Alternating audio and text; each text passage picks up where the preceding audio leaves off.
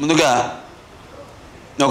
నాకు ఒక ధన్యమైన జన్మనిచ్చి నన్ను మీ అందరి గుండెల్లో ఆయన ప్రతిరూపంగా నిలిపినందుకు విశ్వవిఖ్యాత నట సార్వభౌమ,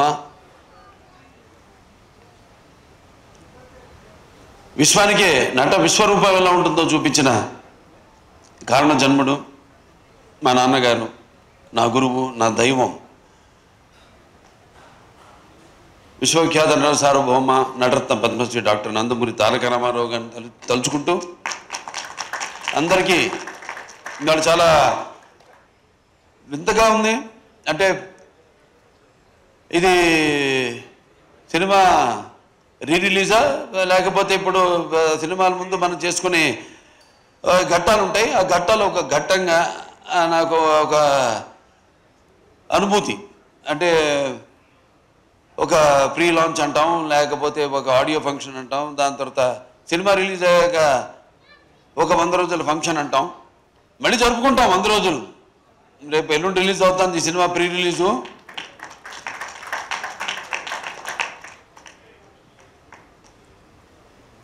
మారాహి చలనచిత్రం వాళ్ళు సమర్పించిన సాయి కొరపాటి గారికి, అనిల్ శుంకర్ గారికి, అలాగే 14 న్యూస్ నిర్మాతలు రామ్ ఆచంట గారికి, గోపి ఆచంట గారికి,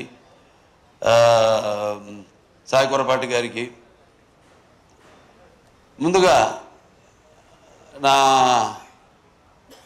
శుభాకాంక్షలు తెలియజేసుకుంటూ, అలాగే ఈ కార్యక్రమానికి విచ్చేసిన నా అభిమానులకైతేనేమి, టీవీ మాధ్యమం ద్వారా ఈ యొక్క పండుగను, ఈ యొక్క వేడుకను, ఈ సంబరాన్ని చూస్తున్న ప్రేక్షక దేవుళ్ళకైతేనేమి, అలాగే నా తోటి కళాకారులకు, సాంకేతిక నిపుణులకు, అలాగే ప్రింట్ అండ్ ఎలక్ట్రానిక్ మీడియా వారికి, ఆహ్వానితులకి అందరూ కూడా నా హృదయపూర్వక నమస్కారం తెలియజేసుకుంటున్నాను. ఇప్పుడు ఒకేసారి రికార్డులు అనేవి జనం ఇస్తారు ఒక రివార్డుగా. ఎందుకంటే ఒక తీసిన సినిమా మంచి ఉద్దేశం తీసింది అయితే తప్పకుండా ఆ సినిమాని ఆదరిస్తారు, వెన్ను తట్టి ఇంకా మంచి సినిమాలు ఇలాంటివి మాకు అందజేయండి అని ప్రోత్సహిస్తారు. అది ఒక ప్రత్యేకత మన తెలుగు ప్రేక్షకులకి. ఇవాళ చూస్తున్నాం మన తెలుగు ప్రేక్షకుల యొక్క సినిమాల ప్రభావం యావత్ భారతదేశంలో పాకిందంటే ఇవాళ మనం ఇస్తున్న మంచి సందేశాలు ఏంటి మన సినిమాల ద్వారా అన్నది, దాని ప్రభావం ఎంత ఉందో ఇవాళ మన కళ్ళ ముందు సాక్షాత్తుగా తెలుస్తుంది, కనబడుతుంది. అలాగే ఇప్పుడు సినిమాలు ఈ రికార్డులు ఇవన్నీ నాకు కొత్త ఏం కాదు. దాన్ని సృష్టించాలన్నా నేనే, దాన్ని తిరగ రాయాలన్నా నేనే.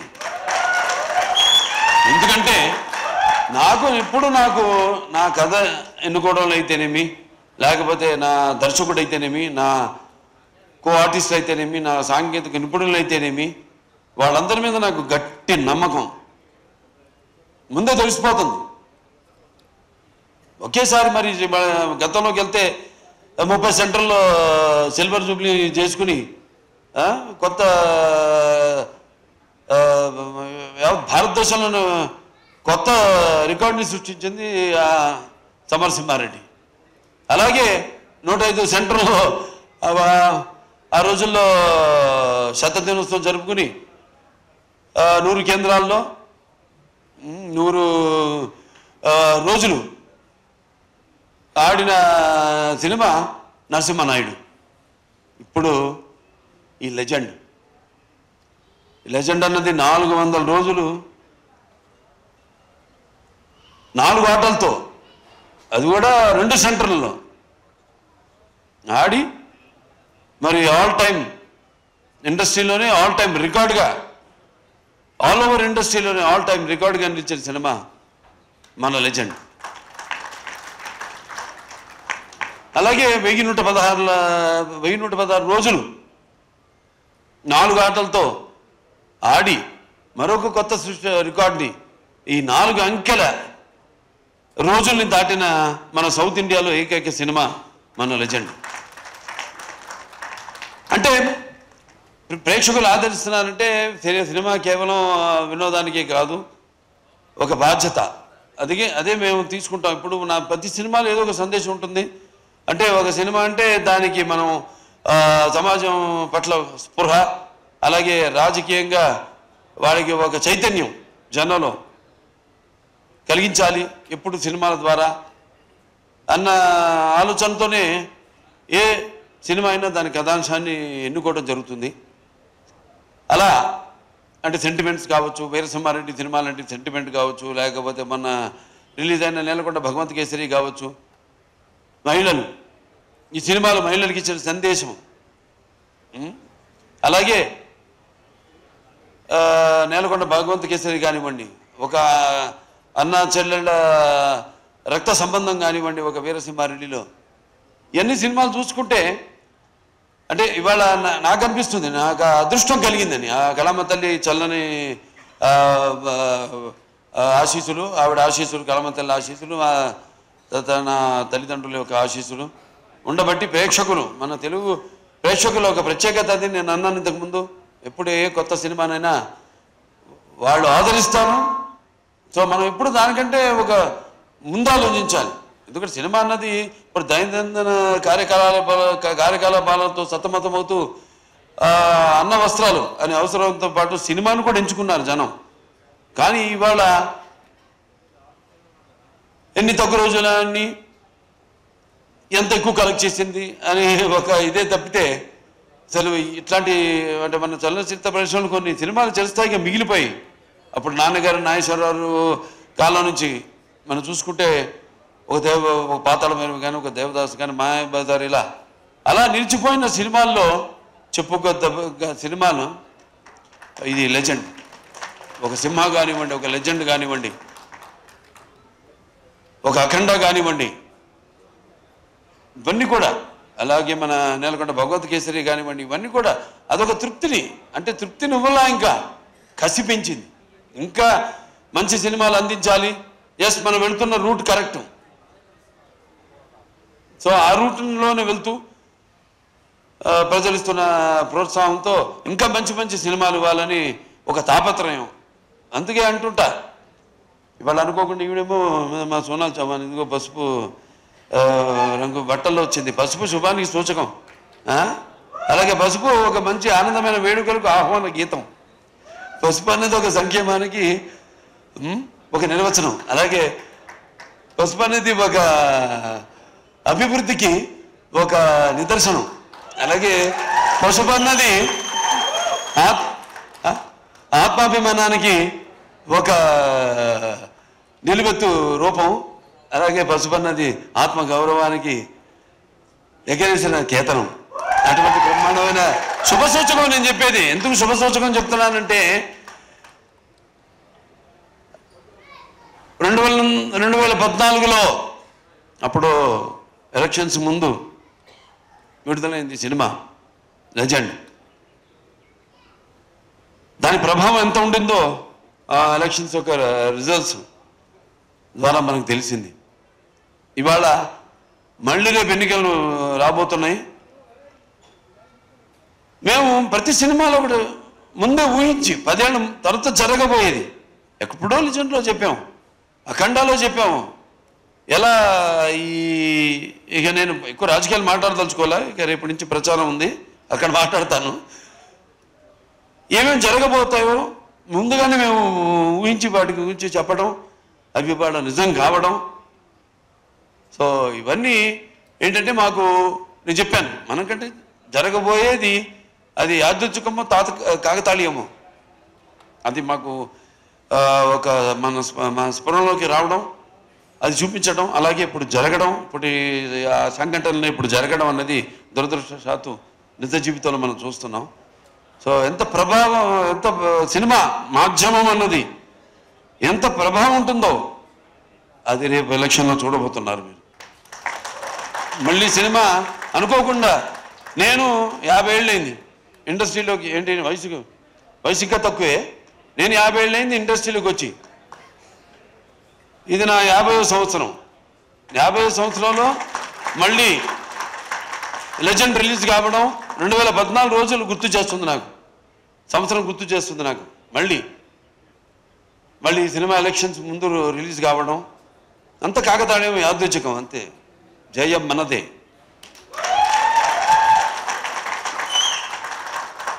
అలాగే మరి సినిమాకు పనిచేసిన దర్శకుడు బోయపాటి గురించి గారికి నేను ఎన్నోసార్లు గురించి చెప్పాను. మేము ఒక సినిమా అయిందంటే రెండో సినిమా గురించి ఆలోచించాం. అంటే రెండో సినిమా అంటే నా ఆర్డర్లో అయితే అది ఏది ఫస్ట్ సినిమా మంది అఖండానా అట్లా అనిపిస్తుంది. రివర్స్ ఏదో ఫస్ట్ పిక్చర్ సింహ అయిన తర్వాత ఎప్పుడు లెజెండ్ జరిగేటప్పుడు సింహ గురించి మాట్లాడుకోవడం, దాని రికార్డుల గురించి కానీ దాని అసలు దాని ప్రసక్తే రానివ్వలేదు ఎక్కడ. అదే మళ్ళీ అఖండ చేస్తున్నప్పుడు లెజెండ్ గురించి మాట్లాడుకోవాలా మేము. రేపు జరగబోయే సినిమా గురించి కూడా మేమేం మాట్లాడుకోము. మేము మాటల మనుషులం కాదు, చేసి చూపిస్తాం అంతే. మా వైబ్రేషన్స్, మా ఈ తరంగాలు, మా ఆలోచనలు ఒకటే. అంటే మా మాట కలిసింది, అలాగే మా పదం కలిసింది, అలాగే మా అడుగు కలిసింది, మా భుజం కలిసింది. అదే చెప్పగలుగుతాను. ఇంకా బోయపాటి గురించి అంతకంటే ఎక్కువ నేను చెప్పను. ఇక ముఖ్యంగా అందరు రాంప్రసాద్ గారు, ఇక ఆయన ఫోటోగ్రాఫర్ రాంప్రసాద్ గారు చాలా అద్భుతంగా సన్నివేశాలన్నింటినీ కూడా ఎంతో బాగా చిత్రీకరించారు. ఇంకా మా మ్యూజిక్ డైరెక్టర్ డిఎస్పి మంచి బాణీలు సమకూర్చాడు ఆయన. ఆణిముత్యాల లాంటి పాటలకి మంచి మణిపూసల లాంటి బాణీలు సమకూర్చాడు ఆయన. అలాగే ఇక మా అందరూ, ఇక మా ఎడిటరు కోటగిరి గారు, అలాగే మా ఆర్ట్ డైరెక్టర్ ప్రకాష్ గారు, అందరూ కూడా ఎంతో కష్టపడి ప్రతి ఆర్టిస్ట్, మా ఆర్టిస్ట్ ఉన్నారు ఇక్కడ అందరూ. ఇక్కడ సోనాల్ చౌహాన్ గారు అటు అందంతో పాటు ఆవిడ నటన అదర్ డైమెన్షన్ కూడా. అంటే ఒక నాణ్యానికి రెండు వైపులా ఆవిడ అటు అందం ఇటు అభినయం రెండింటిని కూడా ఎంతో బాగా ఆవిడ న్యాయం చేసి, అలాగే రాధిక ఆప్టే ఆవిడ, అలాగే ఇక ప్రతి ఒక్కరు కూడా. జగపతి బాబు గారి గురించి ప్రత్యేకంగా చెప్పాలి. ఆయన పాత్ర ఒప్పుకున్నందుకు, ఎందుకంటే ఆయన ఎంతో చూశాడు జీవితం. ఒక కుటుంబ హీరోగా ఆయన ప్రారంభించి ఆయన ఈ యొక్క నటన అట్నుంచి మరి ఇటువంటి పాత్రను ఆయన ఒప్పుకోవడం. ఆయన బోయపాటి గారు అంటే నిజంగా అది విలన్ కాదు, అందులో అదొక పాత్ర అంతే. ఆ పాత్ర నవరసాల్లో ఒక్కొక్క మనిషి అతని ఏ పరిస్థితులను బట్టి సిచ్యువేషన్స్ అండ్ అంటాం మనం ఇప్పుడు ఆల్వేజ్ సర్కమ్స్టాన్సెస్, వాటిని బట్టి మనిషి ఎలా దానికి రియాక్ట్ అవుతాడు అన్నది ఈ సినిమాలో ప్రతి పాత్ర కూడా అటువంటిదే. అలాగే మా మిగతా నటులందరూ కూడా, శ్రావణ్ గారు ఉన్నారు, మా సమీర్ గారు ఉన్నారు, చిట్టి గారు, మా వెంకటేశ్వరరావు, కోటేశ్వరరావు, సారీ ఆనందరాజు గారు, దాని తర్వాత రచిత గారు, ప్రియా, అందరూ. చలపతిరావు గారు చెప్పినట్టు ఆయన మిస్ అవుతున్నాం ఇవాళ. ఆయన ఆత్మ శాంతించాలని ఆయన ప్రార్థిస్తున్నాను. ఇక ఎంతోమంది అంటే ఈ సినిమా కోసం కష్టపడ్డారు. అది కార్ డ్రైవర్ నుంచి కూడా ప్రొడక్షన్ మేనేజర్ నుంచి లైట్ బాయ్ నుంచి ప్రతి ఒక్కరు కూడా ఎంతో కష్టపడ్డారు ఈ సినిమాకి. ముఖ్యంగా అందరికీ, ముఖ్యంగా ప్రేక్షకులకి. ఎందుకంటే మేము అక్కడ వైజాగ్లో షూటింగ్ చేస్తున్నాం, రామకృష్ణ బీచ్ రోడ్లో. అక్కడ గుర్రం ఇవన్నీ మర్చిపోలేను నేను జీవితంలో. అద్దం పగలు కొట్టుకు వెళ్ళాలి. అప్పుడు డైరెక్టర్ గారు ఏంటి మీరు ఏదో అనుకున్నారు, ఏదో వేరే రకంగా తీద్దామని. నేను అడిగాను, ఏంటండి ఏంటి ఇదంతా అంటిస్తున్నారు నన్ను అడిగితే, అంటే ఆయనకి నా మీద నమ్మకం అది. అంటే బాబా అది మన ఏదో గ్రాఫిక్స్ నేను చేసేస్తానని అని ఏమనలేదు కూడా. చూసి ఓకే బాబు షోరా చేస్తావా అన్నాడు. చేస్తాను అంతే, అయిపోయింది. 5 నిమిషాల్లో అయిపోయింది షాట్.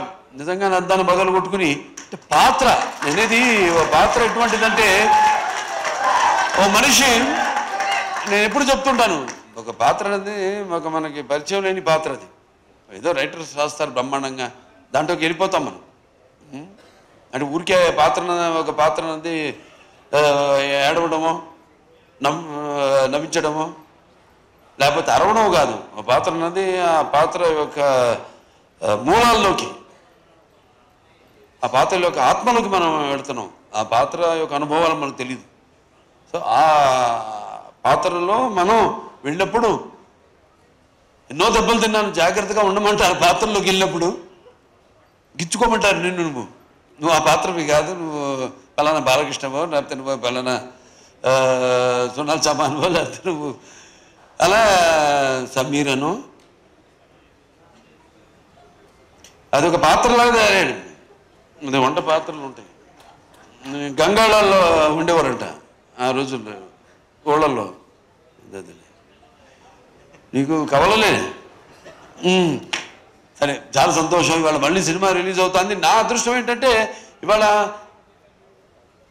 నా తర్వాత తరమే కాదు, నా మనవడు ఆ తరం, నా అబ్బాయి కాదు, నా మనవాళ్ళ తరం వాళ్ళతో కూడా నేను కనెక్ట్ అయినందుకు ఆ కళమ్మ తల్లికి నాకు ఇన్ని అవకాశాలు ఆ భగవంతుడు ఇచ్చినందుకు ఆ కళమ్మ తల్లికి నా ధన్యవాదాలు తెలియజేసుకుంటాను. ఒక అన్స్టాపబుల్ కానివ్వండి, లేకపోతే రాజకీయంగా కానివ్వండి, హిందూపూర్ ఎమ్మెల్యేగా కానివ్వండి, అక్కడ నేను అందిస్తున్న సేవలు కానివ్వండి, ఒక Basavataraka Indo American cancer hospital and research institute చైర్మన్గా కానివ్వండి, ఇలా ఇన్ని పాత్రలు నిజ జీవితంలో పోషిస్తూ వాటికి న్యాయం చేస్తున్నాను అని నాతో పాటు నా సినిమాలు అయితేనేమి వాటిని విజయం చేస్తూ, అలాగే నా క్యాన్సర్ హాస్పిటల్కి అయితేనేమి నేను ఎక్కడికి వెళ్ళినా కూడా చేతులు చాచినప్పుడు వాళ్ళు దాతలు, వాళ్ళు మా ఆసుపత్రికి అండగా ఉంటూ, అలాగే మా హిందూపూర్ మా నియోజకవర్గం ప్రజలైతేనేమి వాళ్ళు నాతో పాటు సహకరించి అక్కడ వాళ్ళు కూడా యథారాజా తథా ప్రజ అంటాం.